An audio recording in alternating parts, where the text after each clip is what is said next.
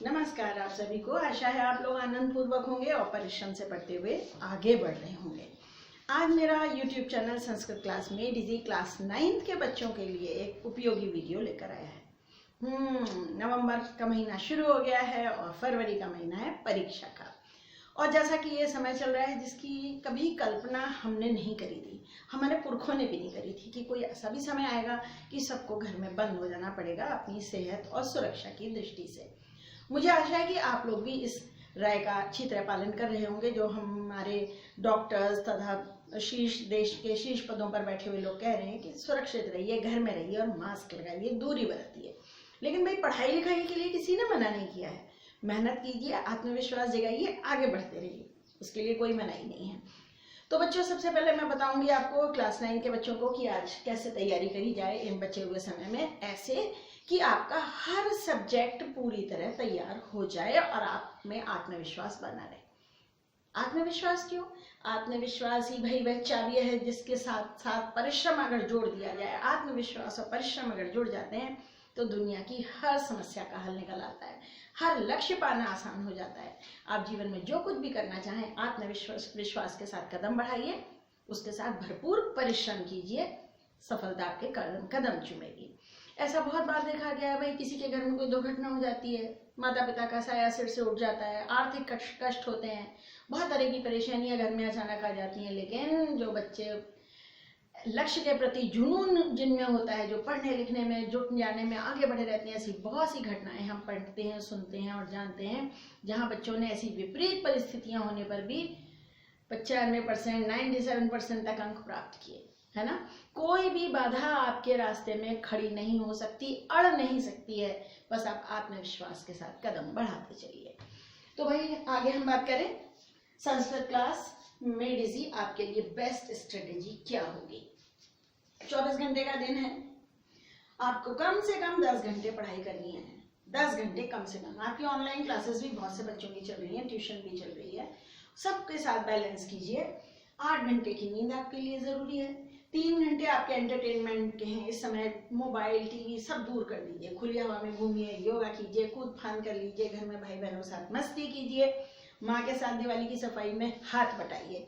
ये सब चीजें आपके तनाव को दूर करने के लिए काफी रहेंगी। और कभी हो सके तो इसमें 1 घंटा चुराकर पढ़ाई को दे दीजिए। 3 घंटे आपके नहाने धोने, आपके भोजन नाश्ते आदि के लिए रखें, उस समय भी पढ़ाई को बिल्कुल दूर रखिएगा। खाते समय टेंशन नहीं, है ना। और ये 3 घंटे का समय, 6 घंटे ऐसे हैं कि इसमें से कुछ समय आपकी ऑनलाइन क्लास में जा सकता है। आपको 10 घंटे सेल्फ स्टडी में आप देने हैं, जुट कर पढ़िए। बच्चों, ये 9th और 10th की परीक्षा बहुत इंपॉर्टेंट है जीवन में।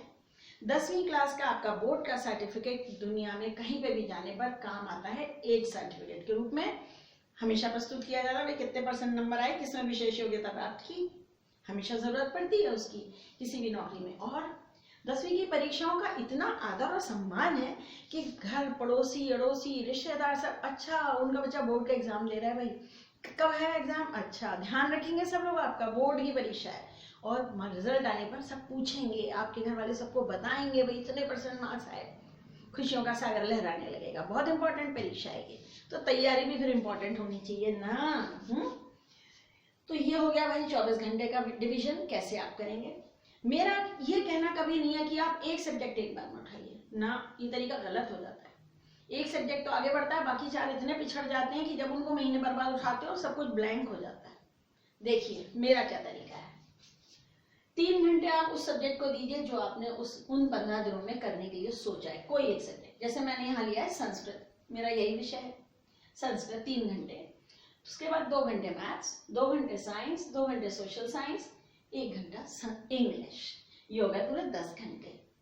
इन 3 घंटों में आपको क्या करना है, डे 1 पार्ट 2 जो आपका लेसन नंबर 2 है उसकी आप तैयारी करेंगे। लेसन नंबर 2 आपको पता है ना, सिलेबस रिवाइज हो गया है, सिलेबस कम करके आया, अब इससे ज्यादा कम नहीं होगा, किसी की बातों में मत आइएगा।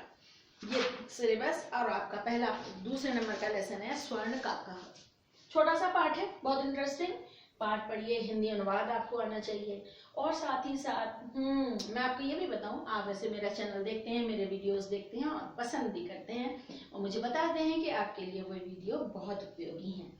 तो उन वीडियो को अगर आप नियम क्रम से देख लें तो पाठ का अनुवाद, प्रश्न निर्माण, सारा भाषिक कार्य, इस पाठ में आई हुई संधि, प्रत्यय, पर्यायवाची, विलोम, भाषिक कार्य जिसमें पूछा जाता है विशेषण पदम किम, विशेष्य पदम किम, कर्तृपदस्य क्रियापदम किम, क्रियापदस्य कर्तृपदम किम, सर्वनाम पदम कस्मै प्रयुक्तम, विपर्यय पदम किम, ये सब पूछते हैं ना। ये सब कुछ उन वीडियो से आपको समझ में आ जाएगा। 3 घंटे उस दिन इस पाठ को समर्पित होंगे। 1 घंटे करीब वीडियो देख लीजिए, उसके बाद अपनी किताब खोलिए, कॉपी खोलिए, कोई प्रैक्टिस बुक आपने ले रखी होगी, together with Sanskrit, me and mine, या आपके स्कूल से कोई प्रैक्टिस मटेरियल मिला हो, लिखित अभ्यास कीजिए इस पाठ का पूरा थरोली। इसमें घटनाक्रम भी तैयार कीजिए, इस पाठ में से घटनाक्रम आ सकता है। फिर आएगा पार्ट अगला दिन डे 2, पाठ है गोदोहनम, नया पाठ इस साल इंट्रोड्यूस किया गया है। इसी तरीके से इस पर भी सारे वीडियो अपलोडेड हैं। हिंदी अनुवाद अच्छी तरह आना चाहिए, संस्कृत शब्दों का अर्थ सब आ जाना चाहिए, क्योंकि शब्दार्थ भी पूछे जा सकते हैं। पर्यायवाची, विलोम शब्द आप तभी लिख पाएंगे जब आपको हिंदी अनुवाद आता होगा। डे 2 समर्पित हो गया गोदोहनम पाठ को। फिर आइए डे 3 है लेसन नंबर 5, सूक्ति मौक्तिकम। 8 या 9 सूक्तियां हैं इसमें, बहुत आसान। इसका अन्वय लिखने को आएगा, इसके अन्वय के वीडियो भी अपलोडेड हैं। तो 3 घंटे में आप इसको तैयार कीजिए और इसका अभ्यास कीजिए। बाकी सब्जेक्ट्स भी करते चलते रहेंगे। डे 4 लेसन नंबर 6 भ्रांतो बालः, आपको बहुत अच्छी तरह आता है ये पाठ। इसको रिवाइज कीजिए, अनुवाद अच्छी तरह, इसका भी प्रश्न निर्माण, भाषिक कार्य और अनुप्रयुक्त व्याकरण। तो अनुवाद जब आप वीडियो देखेंगे तो वैसे ही समझ में आ जाएगी। और बचा घटनाक्रम, इस पाठ में से भी घटनाक्रम आएगा। घटनाक्रम आएगा लेसन नंबर 2 में से, लेसन नंबर 3 में से, लेसन नंबर 6 में से, और इसके बाद आएगा लेसन नंबर 9 में से। इन 4 पाठों से घटनाक्रम आएगा। ये दोनों पाठ श्लोक के हैं और पर्यावरण में से घटनाक्रम नहीं पूछा जाता है। डे 4 लेसन नंबर 6 है आपका भ्रांता बालक। उसके बाद डे 5 लेसन नंबर 9 है सिक्ता सेतु। बहुत इंटरेस्टिंग पार्ट है ना, बच्चा पढ़ना नहीं चाहता था, तपस्या करके विद्या पाना चाहता था। भैया तपस्या करके नहीं आती। वर्तमान समय में बच्चों तपस्या ये है जो आप कर रहे हैं।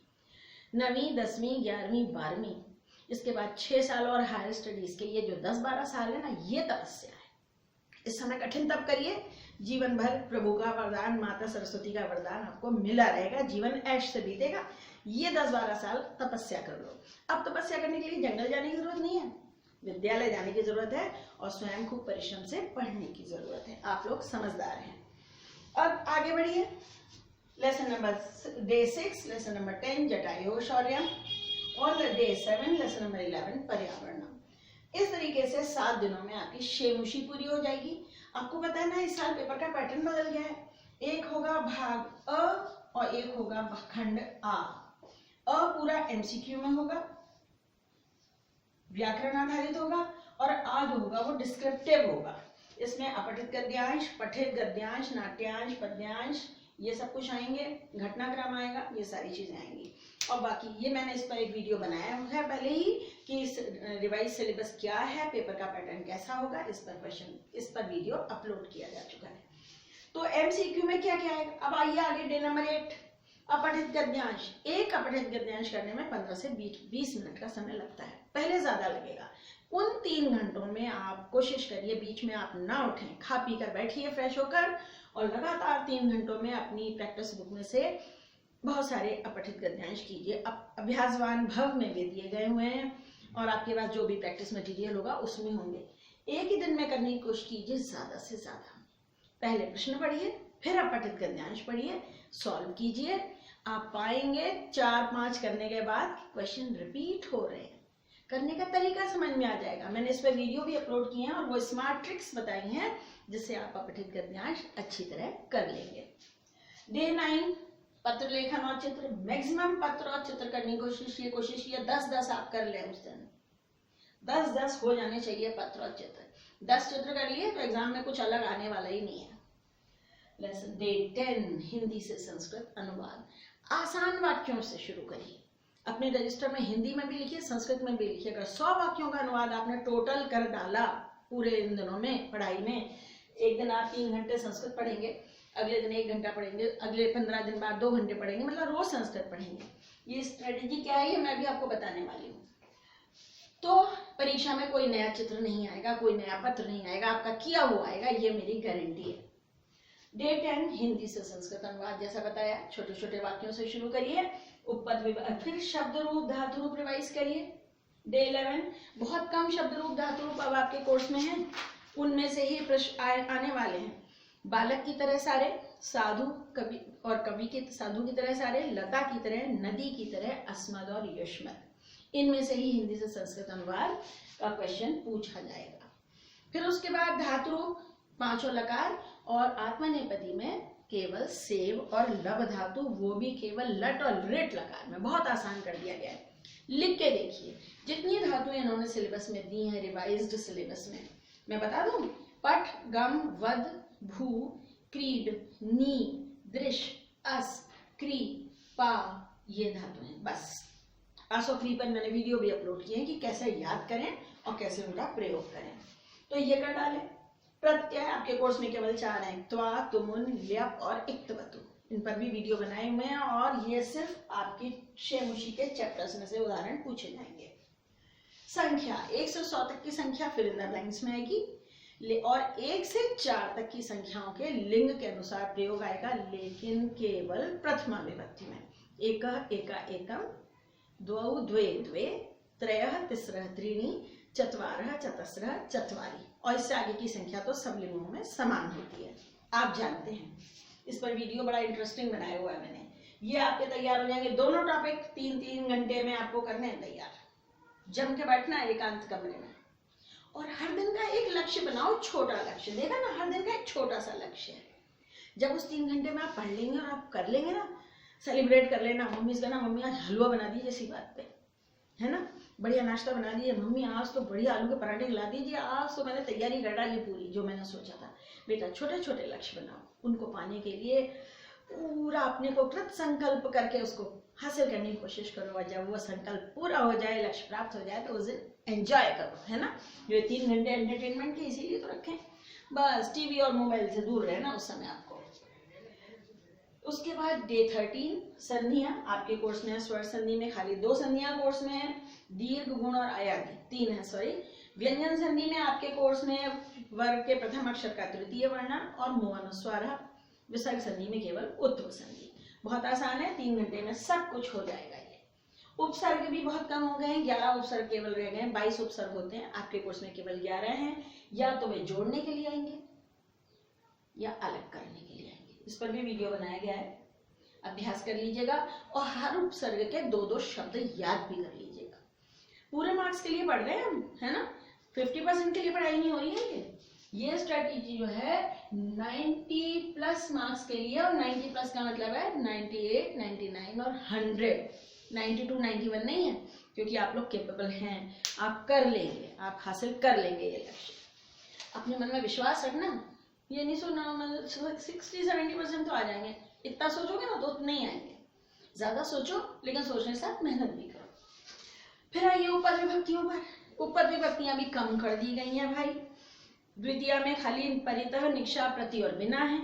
तृतीया में सह, समम, सार्धम, विना, अलम और ही नहा है। चतुर्थी रुच, दा, नमः और कुप के साथ पूछी जाएगी। पंचमी बिना, बही, भी और रक्षा, भी यानी भय लगना। षष्ठी बनेगी ऊपरी, अधः, पुरतः, पृष्ठतः। और सप्तमी बिना, स्नेह, निपुण और विश्वसनीय। तो बहुत आसान है भाई, ये आपके काम कहाँ आएंगे, फिल इन द ब्लैंक्स में। किस पर फिल इन द ब्लैंक्स आएगा, शब्द रूप धातुओं पर फिल इन द ब्लैंक्स आएंगे। FITB, उपपद विभक्तियां FITB में पूछी जाती हैं। उपसर्ग, संधि, प्रत्यय सब MCQ में आएंगे भैया, बहुत आसान है, पेपर का पैटर्न आपके लिए MCQ में। अनुवाद आपको लिखना होगा, पत्र फिल इन द ब्लैंक्स होंगे। FITB पत्र पूरा उतारना होता है बोर्ड की कॉपी में। चित्र, अपठित गद्यांश में जो भाषिक कार्य होगा वो MCQ में होगा, ठीक। और इधर जो आप पाठ पढ़ रहे हैं ये सारे आ सेक्शन में आएंगे, डिस्क्रिप्टिव में, जहाँ आपको प्रश्न लिखना होगा। जब आप ये MC तैयारी करेंगे, इसके में आपको हिंदी अनुवाद कर लेना है, प्रश्न निर्माण, भाषिक कार्य और साथ ही साथ घटनाक्रम की तैयारी भी करनी है।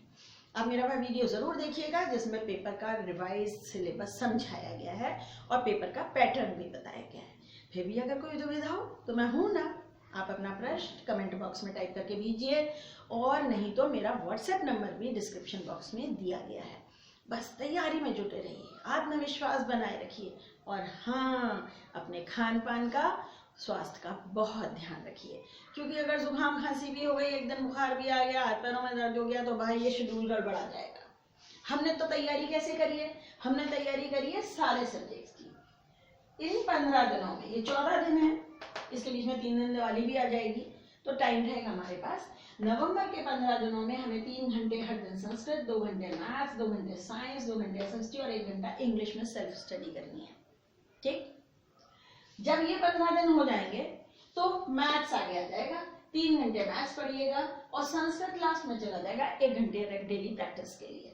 तो यहाँ आएगा मैथ्स 3 घंटे, 2 घंटे साइंस, 2 घंटे एसएसटी, 2 घंटे इंग्लिश और 1 घंटा संस्कृत, क्योंकि अभी तो सारा पढ़ के खत्म किया है, तो अगले 15 दिन 1 घंटा रोज बहुत है।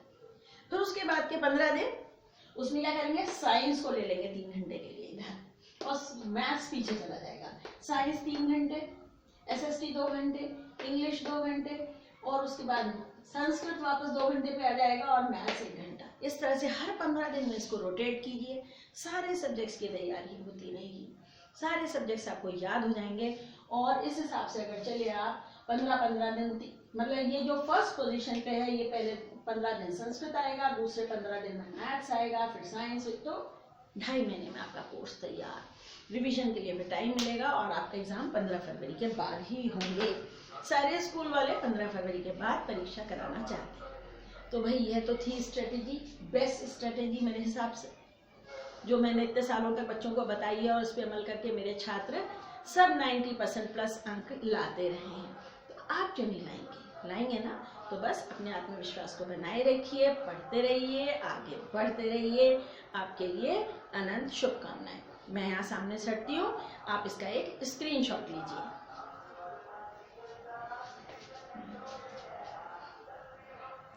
तो बस विदा लेती हूँ आपसे, आपके लिए अनंत शुभकामनाएं।